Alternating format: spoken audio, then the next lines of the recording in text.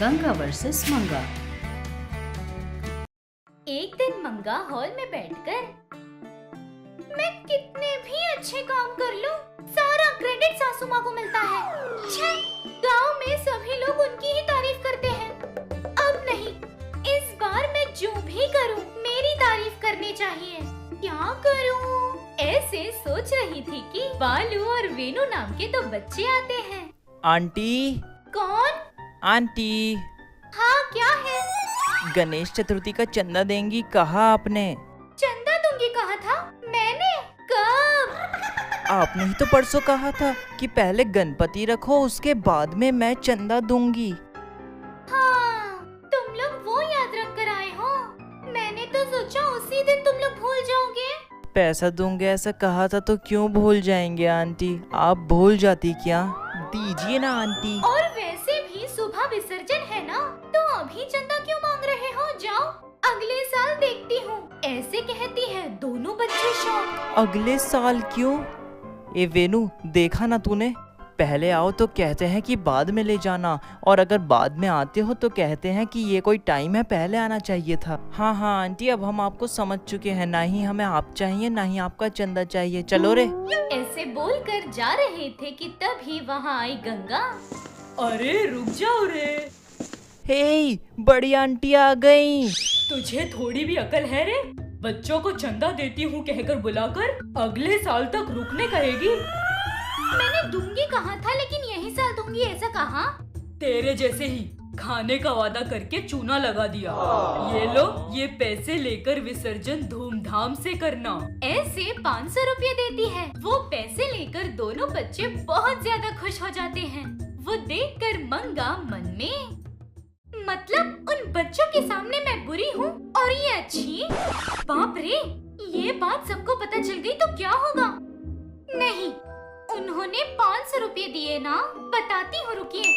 ऐसे मन में सोचकर बाहर से, उन्होंने कितना दिया? 500 रुपये? लो, ये 1000 रुपये लेकर और धूमधाम से विसर्जन करो। ऐसे 1000 रुपये देती है। दोनों बच्चे शौक। क्या रे, ये पहले ही कर दिया होता ना। वैसे भी अगर भगवान को मन से थोड़ा भी दे तो वो बहुत पुण्य का काम है। उतना ही, लेकिन मैंने 500 रुपये दिए बड़प्पन दिखाने के लिए। मेरे ही सामने 1000 रुपये देना भक्ति नहीं। क्या पता ससुर माँ, इतने दिनों तक मैं लालच में अंधी हो गई थी ना। इस बार अच्छा नाम कमाने के लिए आपसे 1 रुपया ज्यादा दूंगी, ऐसे सोचा। तेरे बोलने का मतलब क्या है? तू मुझसे बढ़कर है क्या? तेरे बस की बात नहीं। ये लो, ये 2000 ले लो और बहुत बहुत धूमधाम से विसर्जन करो। ऐसे 2000 देती है। वो 2000 लेकर दोनों बच्चे बहुत ज्यादा खुश हो रहे थे। मंगा गुस्सा होकर, 2000 दिया ना, मैंने क्या कम खाया है? मैं आपसे ज्यादा दूंगी। ऐसे बोलकर अंदर जाकर अपने पति का वॉलेट ले आती है। वो देखकर गंगा, क्या रे, पर्स लेकर आ गई? तो आप जितना भी देंगी उससे ज्यादा मैं दूंगी, ये मैंने तय किया है ना, इसलिए पर्स ले आ गई। आप जाकर ससुर जी का पर्स ले आएंगी। ले आइए। वो पर्स नहीं रखते ना रे, इसलिए मैं पर्स ले आई हूँ। बच्चों, ये लेकर विसर्जन की तैयारियाँ करो। तैयारी ऐसी होनी चाहिए कि अगले साल तक सबको ये तैयारियाँ याद रहनी चाहिए, समझे? जाओ। थैंक्स आंटी, अब बस। इस विसर्जन पर आप ही हमारी चीफ गेस्ट हैं। आप दोनों वहां आकर प्रसाद खाकर एक जन लड्डू एक जन एप्पल ले आइएगा, क्योंकि जितना भी चंदा इकट्ठा हुआ है सबसे ज्यादा आपने ही दिया है। आना मत भूलिएगा। ऐसे बोलकर चले जाते हैं। अंदर आकर दोनों आमने सामने बैठकर एक दूसरे को गुस्से से देख रहे थे। तभी हॉल में आया मंगा का पति मोहन। माँ, मेरा पर्स क्यों नहीं दिख रहा? और कौन सा पर्स? तेरी बीवी ने चंदे में दे दिया। चंदा दे दिया?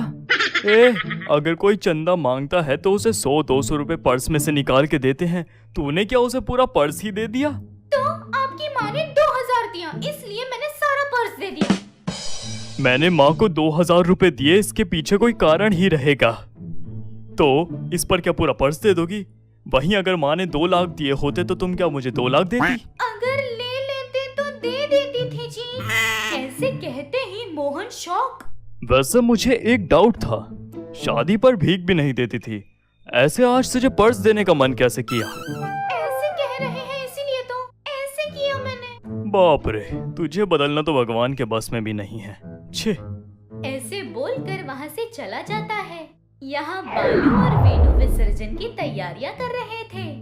सारे प्रसाद बनवा रहे थे। मूर्ति की विसर्जन करने के लिए ट्रैक्टर बुक करके उस ट्रैक्टर को साफ करके पत्तों से सजा रहे थे। फिर से सास बहू के पास आकर, आंटी, कुछ देर में विसर्जन होने वाला है, आपको आना है। हाँ हाँ आएंगे, ऐसे बोलकर वहाँ से बालू को भेज देते हैं। सास बहू दोनों विसर्जन के लिए आते हैं। पंडित जी विसर्जन के लिए पूजा कर रहे थे। सास बहू दोनों वहीं पर खड़े थे। पूजा होने के बाद लड्डू की नीलामी के समय पर, पंडित जी, लड्डू की नीलामी मत कीजिए। क्यों बेटा, तुम में से कोई लेगा क्या? जी पंडित जी, पैसे नहीं थे इसलिए रखें या नहीं ये सोचकर बिठाया है, लेकिन ये इतनी धूमधाम से मनाया है, इस सब की वजह ये दोनों हैं।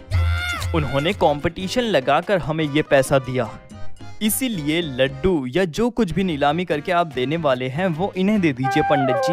ऐसे बोलते ही सास बहू दोनों एक दूसरे का चेहरा देखते हुए आश्चर्य हो जाते हैं। पंडित जी बालू की बातों से खुश होकर, बहुत अच्छा कहा बेटा, ठीक है मैं ये इन्हें ही दे देता हूँ। बेटा आके लो। ऐसे कहते ही मंगा, एक मिनट पंडित जी, मेरे पति को बुलाती हूँ, ये सब उनके हाथ में ही दीजिए।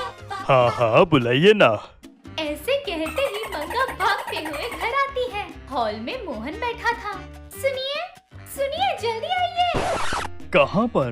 गणपति विसर्जन के पास जी। क्यों, वहाँ भी मेरा जेब फाड़ने के लिए क्या? अरे चलिए। ऐसे बोलकर उसका हाथ पकड़कर वहाँ से मूर्ति के पास ले आती है। मोहन आश्चर्य होकर देख रहा था। उतने में, बेटा 11 दिनों तक पूजा किया हुआ ये लड्डू और बाकी की चीजें ये बच्चे आपको देने का सोच रहे हैं। आपकी पत्नी ने आपके हाथ में देने को कहा, यहाँ आकर ये चीजें ले लीजिए। ऐसे कहता है। वो बात सुनकर मोहन चौंक जाता है। उसी शौक में जाकर सब कुछ लेता है। बाद में सारे बच्चे मूर्ति को ट्रैक्टर में बिठाते हुए, गणपति बाप्पा मोरया, गणपति बाप्पा मोरया। ऐसे वो मूर्ति को ट्रैक्टर में बिठाते हैं। बिठाकर सारे गांव घुमाकर फिर विसर्जन कर देते हैं।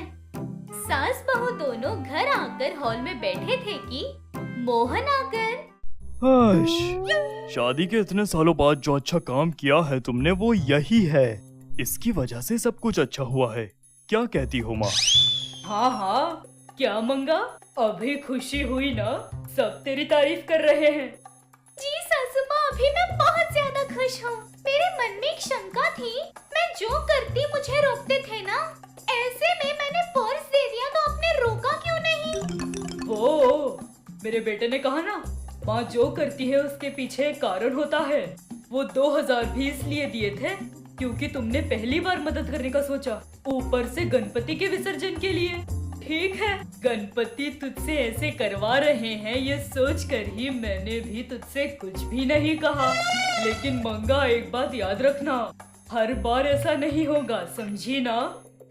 समझ गई, मैं तो बहुत खुश हूँ। मेरी तारीफ कर दी ना, वही बस है मेरे लिए। Thank you Ganesha. ऐसे बोलते ही दोनों एक दूसरे का चेहरा देखकर हंस रहे थे।